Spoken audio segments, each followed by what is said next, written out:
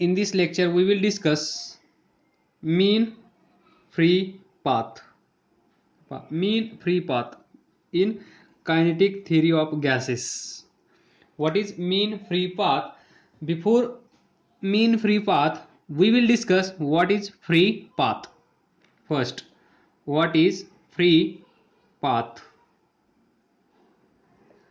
पहा, तुम्ही घरून निघालात, हे तुम्ही स्कूलमध्ये पोहोचलात, हे पण तुम्ही इथून इथे येईपर्यंत जर तुम्हाला काहीही कुठल्याही प्रकारचा त्रास झाला नाही तर त्याला म्हणायचं फ्री पाथ. पहा, येते का लक्षात? हे तुमचं होम, हे तुमची स्कूल. जर तुम्ही तुमच्या घरून निघालात, स्कूलमध्ये पोहोचलात, तुम्हाला कुठल्याही प्रकारचा त्रास जर झाला नाही, नो त्रास, तर त्याला आपण म्हणतो फ्री पाथ. तर free path in kinetic theory of gas काय असेल? हे समजा, हे एक वेसल आहे, हे दुसरं वेसल आहे. या वेसलमध्ये 1 2 3 4 5 6 7 8 इथे 1 2 3 4 5 6 7 8 9 10 11 12 13 14 15. इथे 15 मॉलिक्युल्स आहेत गॅसचे, इथे 8 मॉलिक्युल्स आहेत गॅसचे.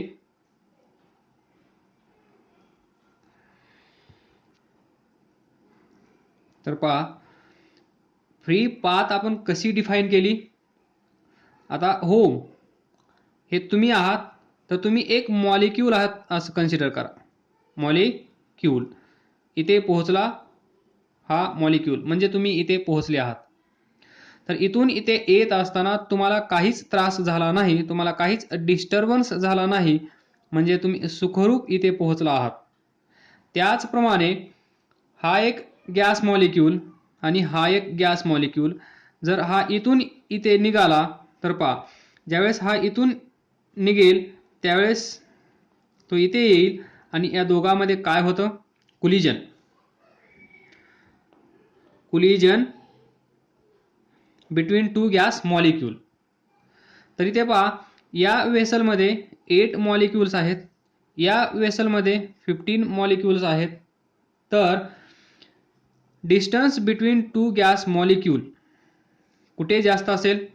इथे. Distance between two gas molecule, व्यवस्थित लक्ष द्या. Distance between two gas molecule is, इथे कसं असेल? जास्त, मोर. इथे पहा, number of gas molecules are more. Number of gas molecules या वेसलमध्ये कसे आहेत? जास्त. जर या दोघांचं व्हॉल्यूम सेम आहे, हा वेसल आणि हा वेसल, तर पहा, distance between two gas molecule म्हणजे हा मॉलिक्यूल इथून निघेल, इथे येऊन कोलाइड करेल म्हणजे डिस्टर्बन्स. हा मॉलिक्यूल इथून निघेल, इथे येईल, याला कोलाइड करेल म्हणजे डिस्टर्बन्स. तर फ्री पाथ म्हणजे काय? No disturbance. तो फ्रीली तिथे पोहोचला पाहिजे. म्हणजे इथून इथे आल्यानंतर डिस्टर्बन्स क्रिएट होणार आहे, कोलिजन होणार आहे, म्हणजे इथून इथे पोहोचेपर्यंत त्याला कुठल्याही प्रकारचा त्रास होणार नाहीये. म्हणजे दिस इज फ्री पाथ. इथे दिस इज फ्री पाथ. तर फ्री पाथ म्हणजे पहा, पहिल्या वेसलमध्ये distance between two gas molecule कसा असेल? मोर. इथे कसा असेल? Distance between two gas molecules किती असेल? Less as compare to this situation. या दोघांच्या कंपॅरिझनमध्ये इथे जास्त असेल, इथे कमी असेल. तर आलं का लक्षात? What is free path? distance between two successive collision or distance traveled by this gas molecule between two successive collisions is known as free path. तर पहा टेक्निकली आपण डिफाइन करूया. इथे तुम्हाला समजलं असेल व्हॉट इज फ्री पाथ. तर distance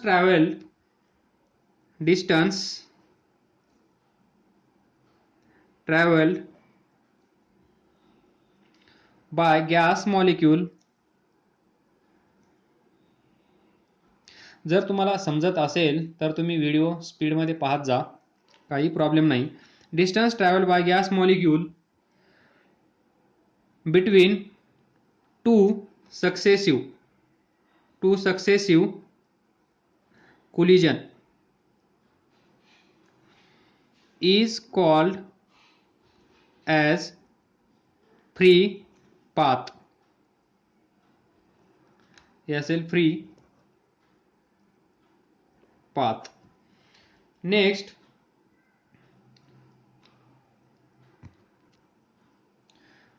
then see what is mean free path.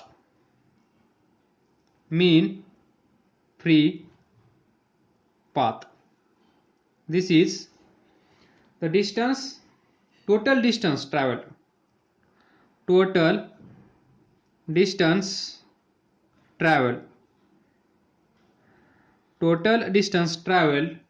by gas molecule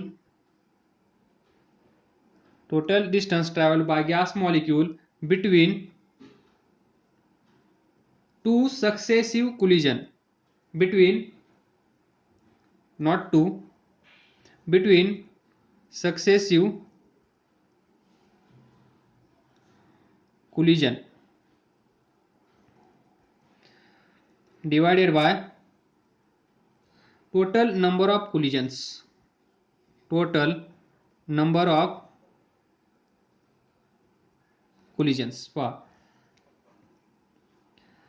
Mean free path is given by lambda is equal to total distance traveled by gas molecule between successive collisions.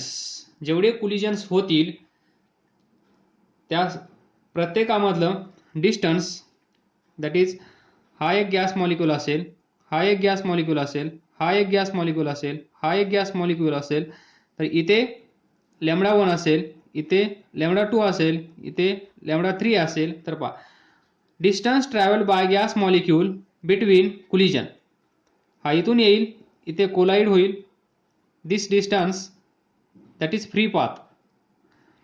Lambda 1, त्यानंतर हे distance, त्यानंतर हे distance, मग याला आपण काय म्हणू शकतो, total distance travelled by gas molecule. तर पहा याच्याकडे लक्ष द्या, हा इथे जाईल कोलाइड होईल, इथे जाईल कोलाइड होईल, इथे जाईल कोलाइड होईल. तर total distance travel by gas molecule between successive collisions. पहा हे कोलिजन, त्यानंतर हे कोलिजन, त्यानंतर हे कोलिजन, हे कोलिजन्स कसे आहेत, सक्सेसिव्ह, एका पाठोपाठ एक. हे कोलिजन झालं पहिलं, त्यानंतर इथे आल्यानंतर दुसरं, इथे आल्यानंतर तिसरं, that is successive collisions. Total distance travelled by gas molecule between successive collision. तर हे असेल लॅम्बडा 1, लॅम्बडा 2, लॅम्बडा 3. त्यानंतर समजा इथे आला लॅम्बडा 4, त्यानंतर इथे आला लॅम्बडा 5. तर पहा दॅट इज टोटल डिस्टन्स काय असेल मग, lambda 1 plus lambda 2 plus lambda 3 plus lambda 4 plus lambda 5 plus dash dash dash plus lambda n divided by किती आहे, n, म्हणजे total number of collisions n. This is mean free path. Free path वेगळं आणि मीन free path वेगळं. तर पहा आपण काय केलं आहे याच्यामध्ये, ही काय आहे फ्री पाथ, ही काय आहे फ्री पाथ, ही काय आहे फ्री पाथ, ही काय आहे फ्री पाथ, ही काय आहे फ्री पाथ. असंच n मॉलिक्यूलसाठी. तर पहिल्याची फ्री पाथ सगळ्यांची सम केली म्हणजेच काय झालं, हा मॉलिक्यूल इथे आला, त्यानंतर इथे आला, त्यानंतर इथे आला, त्यानंतर इथे आला, त्यानंतर इथे आला. तर total distance travelled by this molecule between successive collisions, म्हणजे इथे आल्यानंतर कोलाइड करेल, इथे आल्यानंतर कोलिजन होईल, इथे आल्यानंतर कोलिजन होईल, इथे आल्यानंतर कोलिजन होईल, त्यानंतर इथे आल्यानंतर कोलिजन होईल. हे कसं आहे, सक्सेसिव्ह कोलिजन्स. म्हणजे हे total distance travelled by this molecule divided by total number of collisions. असे हा मॉलिक्यूल इथून इथे येईपर्यंत या पाथवरून असे किती कोलिजन झाले, तर किती झाले, n कोलिजन्स. मग हे फ्री पाथ आहे. Total distance divided by number of collisions म्हणजेच काय येईल, ॲव्हरेज. त्यालाच आपण इथे म्हणत आहोत मीन. ॲव्हरेज फ्री पाथ त्यालाच आपण इथे असं टेक्निकली कन्सिडर करत आहोत mean free path. This is mean free path. तर पहा, या दोन कन्सेप्ट सिंपल होत्या, समजल्या असतील अशी अपेक्षा करतो. परत एकदा रिवाइज करतो, पहा समजला असेल तर स्पीडमध्ये पुढे जा. हे वेसल आहे, हे दुसरं वेसल आहे, याच्यामध्ये 8 मॉलिक्यूल्स आहेत. तर हे जे मॉलिक्यूल्स असतील ते रिअरेंज स्वतःला कसं करून घेतील, त्या दोन मॉलिक्यूलमध्ये डिस्टन्स खूप असेल म्हणजेच फ्री पाथ इथे जास्त असेल, इथे लवकर कोलिजन होणार नाही. हजारो लाखो करोडो मॉलिक्यूल्स असतात. तुम्हाला समजण्यासाठी आपण फक्त 8 मॉलिक्यूल्स कन्सिडर केलं आहे. त्यानंतर हे दुसरं वेसल, याच्यामध्ये 15 मॉलिक्यूल्स आहेत. तर पहा, volume of vessel is same. तर काय होईल, इथे गर्दी होईल. गर्दी होईल म्हणजेच हे मॉलिक्यूल्स एकमेकांच्या जवळ असतील. हे मॉलिक्यूल्स एकमेकांच्या जवळ असतील तर कोलिजन कसं होईल, लवकर. That is distance between two gas molecule is less. मग कोलिजन पण कसं होईल, लवकर. इथे कोलिजन कसं होईल, उशिरा, लेट, कारण distance between two gas molecule is more. So collision पण उशिरा होईल. इथे distance between two gas molecule is less, तर कोलिजन कसं होईल, लवकर होईल. याचाच अर्थ कोलिजन और mean free path depends upon density. Depends upon density. Density म्हणजे काय, नंबर ऑफ मॉलिक्यूल्स. पहा, डेन्सिटीचा अर्थ कळतो ना. हा रोड आहे, या रोडवर 2च माणसं आहेत. त्यानंतर हा रोड आहे, या रोडवर 4 माणसं आहेत. तर डेन्सिटी कुठे आहे, रोडची लेंथ तेवढीच आहे. हा 2 मीटर, हा 2 मीटर. इथे 2 मीटरमध्ये किती आहेत, 4. इथे 2 मीटरमध्ये 2. तर पहा, डेन्सिटी काय असते, मास पर युनिट व्हॉल्यूम. हे समजण्यासाठी एक्झाम्पल घेतलं आहे. इथे व्हॉल्यूम आणि मासचा काही संबंध नाही आहे. हे मॉलिक्यूल, मीटर क्यूब आणि त्याचं मास इथे कळत असेल तुम्हाला. समजा हे जे वेसल आहे, या वेसलचं व्हॉल्यूम आहे 1 मीटर क्यूब आणि याचं पण आहे 1 मीटर क्यूब, म्हणजेच युनिट व्हॉल्यूम. इथे युनिट व्हॉल्यूम. तर पहा, व्हॉल्यूम दोघांचं सेम असेल तर टोटल नंबर ऑफ मॉलिक्यूल्स इथे कमी आहेत, टोटल नंबर ऑफ मॉलिक्यूल्स इथे जास्त आहेत. म्हणजे डेन्सिटी कुठे जास्त असेल, इथे. म्हणजेच collision between two gas molecule depends upon density. जर डेन्सिटी जास्त असेल तर लवकर लवकर कोलिजन होतील. डेन्सिटी कमी असेल तर कोलिजन लवकर लवकर होणार नाहीत. डेन्सिटी कमी म्हणजे एक मॉलिक्यूल इथे असेल, दुसरा मॉलिक्यूल इथे असेल, तर याला इथून इथे येण्यासाठी खूप वेळ लागेल, लवकर कोलिजन होणार नाही. डेन्सिटी जास्त म्हणजे नंबर ऑफ मॉलिक्यूल्स जास्त, तर लवकर लवकर कोलिजन होतील. In this way. त्यानंतर याला म्हणतो आपण फ्री पाथ. त्या फ्री पाथवरून मीन फ्री पाथ म्हणजे एका कोलिजनसाठी लागणारा डिस्टन्स, त्यानंतर तोच मॉलिक्यूल पुढे जाऊन अजून कुठेतरी कोलिजन करत असेल, तोच मॉलिक्यूल त्याच्या पुढे जाऊन कुठेतरी अजून कोलिजन करत असेल, असे total distance travelled by this molecule between successive कुलिजन्स, म्हणजे जेवढे कुलिजन तो करत असेल, करोडो मॉलिक्युल्स असतील तर करोडो कुलिजन्स तो करत असेल, मग तेवढं डिस्टन्स आपल्याला ॲड करावं लागेल आणि तेवढ्या कुलिजननी डिवाइड करावं लागेल, त्यावेळेस आपल्याला भेटेल मीन फ्री पाथ. मग कुठे लवकर कुलिजन होईल, कुठे उशिरा कुलिजन होईल, कुठे खूप लवकर होईल, कुठे खूप उशिरा होईल, तर आपल्याला मीन काय भेटेल, distance between mean free path म्हणजे डिस्टन्स बिटवीन कुलिजन, एका कुलिजन मधलं.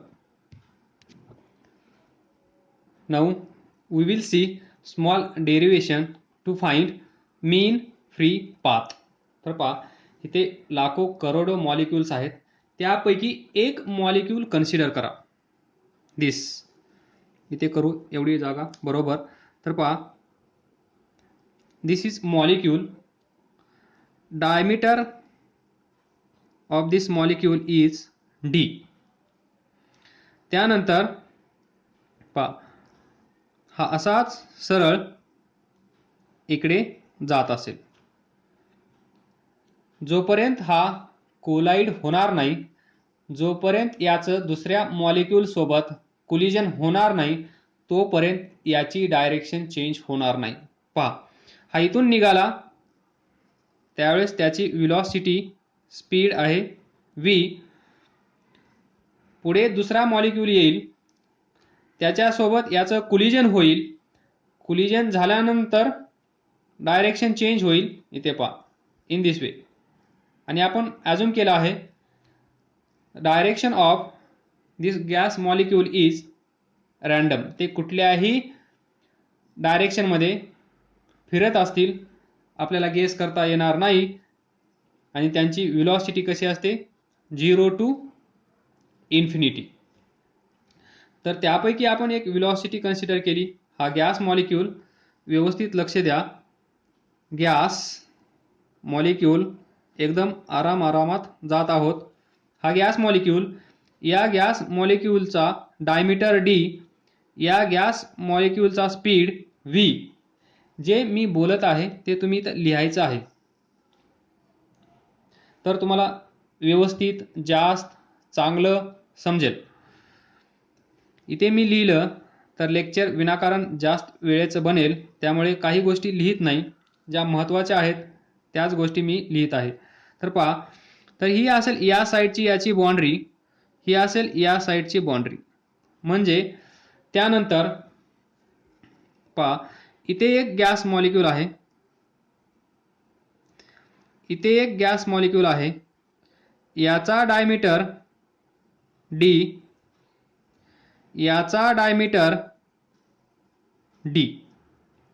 तर पहा, गेस करा, हा मॉलिक्यूल या मॉलिक्यूल सोबत कोलाइड होण्यासाठी किंवा या दोघांचं कुलिजन होण्यासाठी कंडिशन काय असेल.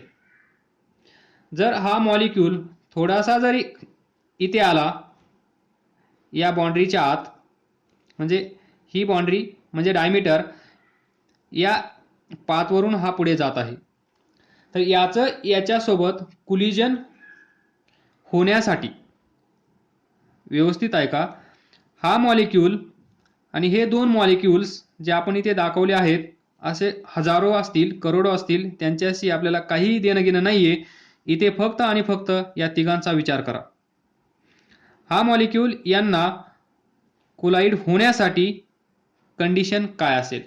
तर हा थोडासा मॉलिक्यूल जर इकडे अलीकडे आला या बाउंड्रीच्या आत, तर लगेच यांचं काय होईल, कुलिजन. हा मॉलिक्यूल थोडासा जरी इकडे आला तरी काय होईल, कुलिजन. अदरवाईज हा मॉलिक्यूल इथून जात आहे, याला टच करून जाईल. आपण जस्ट टचिंग, थोडासा गॅप आहे असं अझ्युम करूया.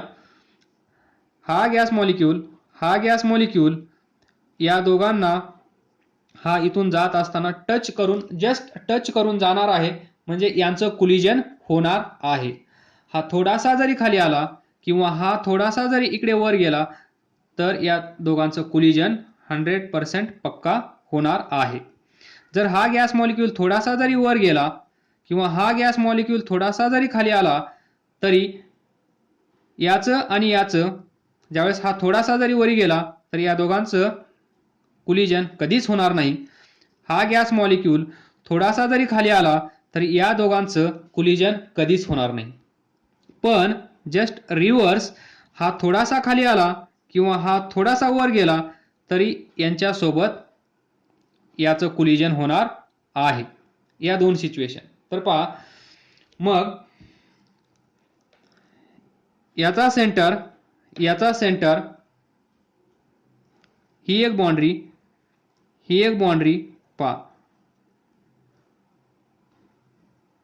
तर पहा हे डिस्टन्स किती असेल, हे डिस्टन्स याचा डायमीटर d, तर हे डिस्टन्स किती असेल d/2. याचा डायमीटर d, तर हे डिस्टन्स किती असेल d/2 plus d/2 total distance.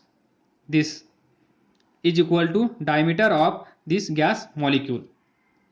त्यानंतर याचं डायमीटर d आहे तर हे डिस्टन्स किती असेल d/2. याचा डायमीटर d असेल तर हे डिस्टन्स किती असेल d/2. तर पहा d/2 plus d/2 plus d/2 plus d/2, तर हे टोटल डिस्टन्स किती येईल हे टोटल डिस्टन्स 2d. किती असेल हे डिस्टन्स 2d. म्हणजेच कन्सिडर करा एक सिलेंडर, याला थोडंसं इकडे घेऊन या, याला पण इकडे घेऊन या. तर हा सिलेंडर पहा,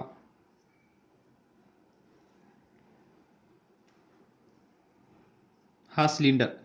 याचा अर्थ काय, या सिलेंडरमध्ये जो कोणता मॉलिक्यूल असेल त्याच्या सोबत हा मॉलिक्यूल भिडणार म्हणजे भिडणार. हा सिलेंडर आपण कशासाठी तयार केला आहे लक्षात येतंय का. हा मॉलिक्यूल त्याचा सेंटर घेतला, हा मॉलिक्यूल त्याचा सेंटर घेतला आणि त्यांच्या सेंटरमधून जाणाऱ्या या दोन लाईन्स ड्रॉ केल्या आणि या दोन लाईन इन्क्लूड करणारा एक आपण सिलेंडर तयार केला.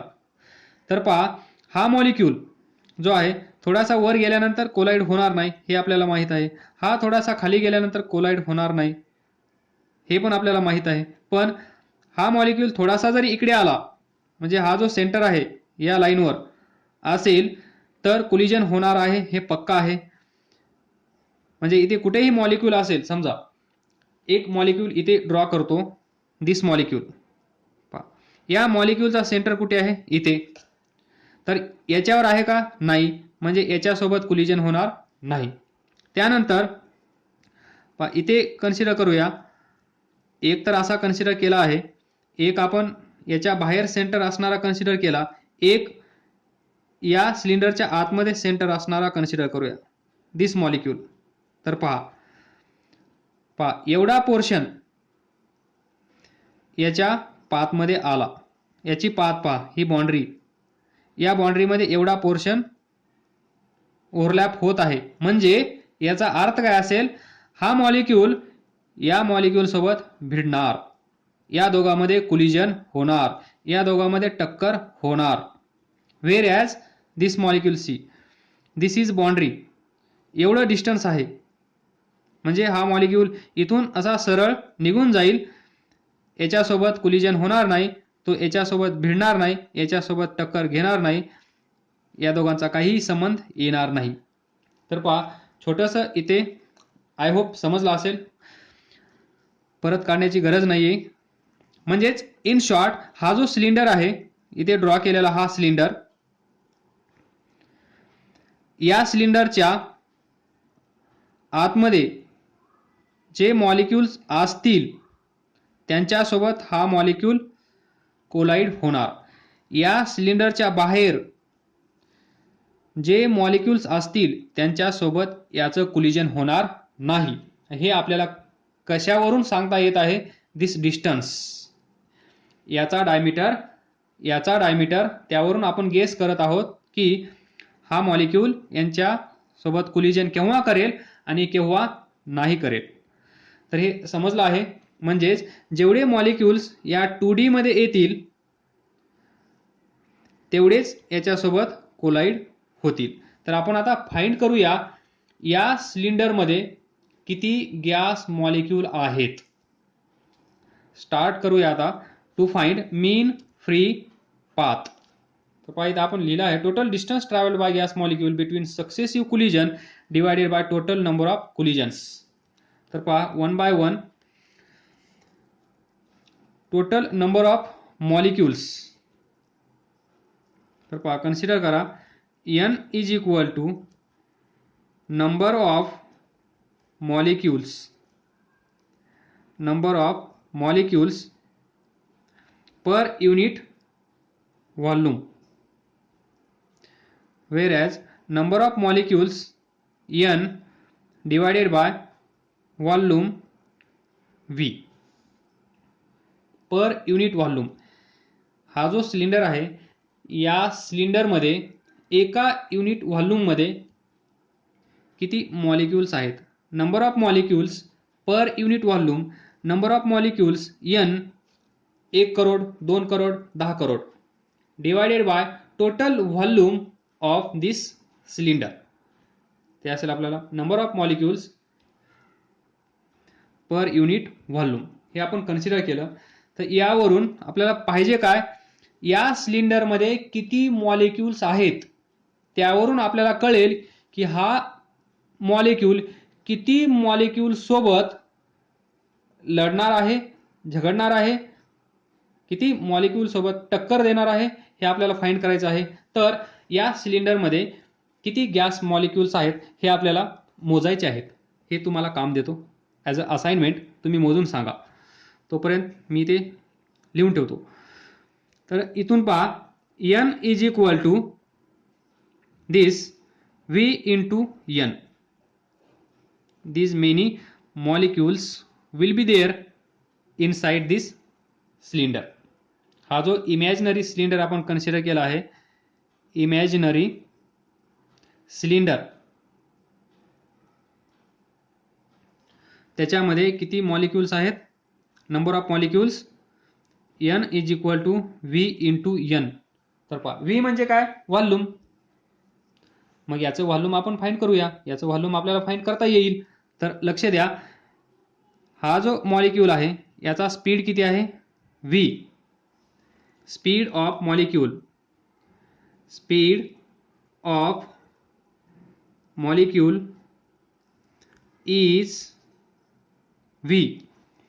हा मॉलिक्यूल पहा एंट्री केली म्हणजे सिलेंडरमध्ये गेला, तिथून बाहेर येईपर्यंत तो काय करत असेल, कोलिजन. म्हणजे इथून इथे येण्यासाठी टाइम किती लागला हे आपण कन्सिडर करूया. So time taken by this molecule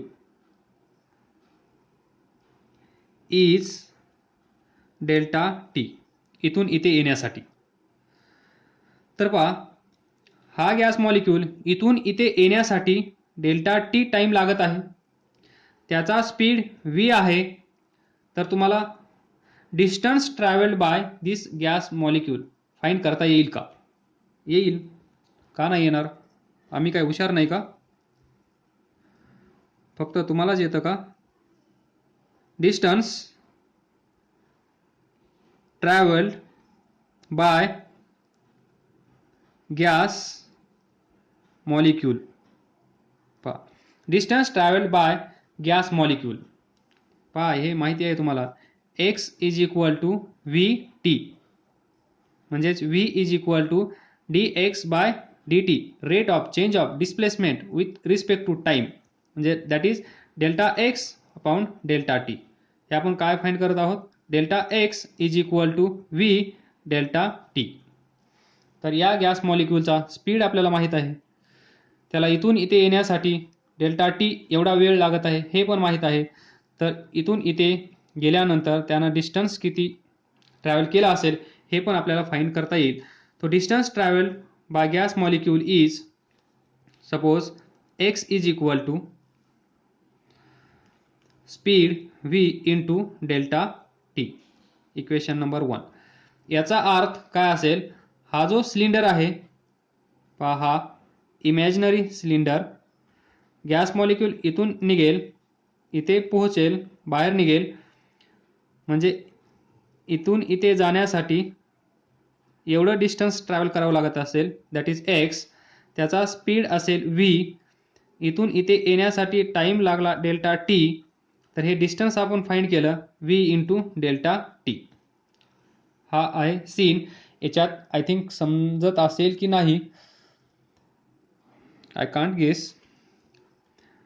तर पहा, नाही समजत असेल तर सांगा, काही प्रॉब्लेम नाही. थोडी डायग्राम पुढच्या वेळेस झूम करेल. तर पहा,